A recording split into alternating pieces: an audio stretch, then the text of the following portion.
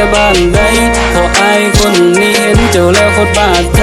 อยากได้น้องมาสนท้ายไปเล่นน้ำกันบ่พานกรอแล้วสิพาน้องไปต่อไอ้พาน้องไปฝั่งลำแล้วไปกินเหล้าขาวเพราะอายคนนี้มันมักมวนและมักยาเอาน้องเป็นผู้สาวที่ถึกใจอายหลายถ้าน้องโอเคมาอีนางผู้สาวจะเป็นลูกไผเจ้านั้นมาแต่บ้านใด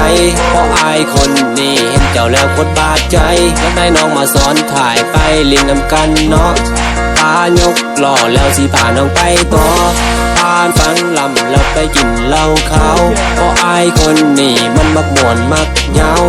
น้องเป็นผู้สาวที่บาดใจอายหลายถ้าน้องโอเคมาเป็นแฟนได้บ่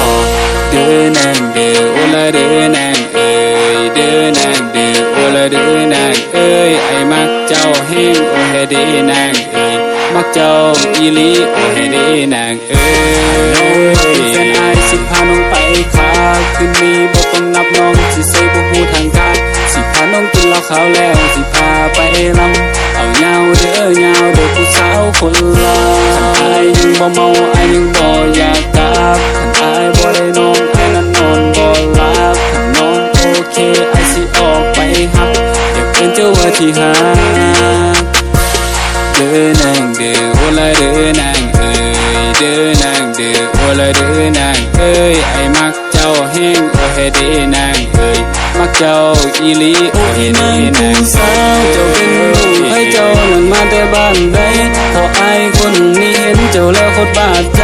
อยากได้น้องมาสนท้ายไปเล่นน้ำกันบ่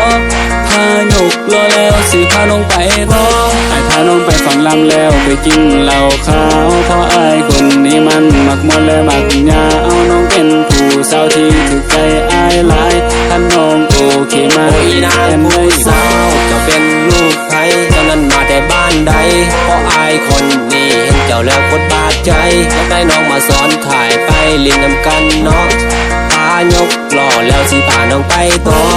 พานฟังลำไปกินเหล้าขาวเพราะอายคนนี้มันมักม่วนมักยาว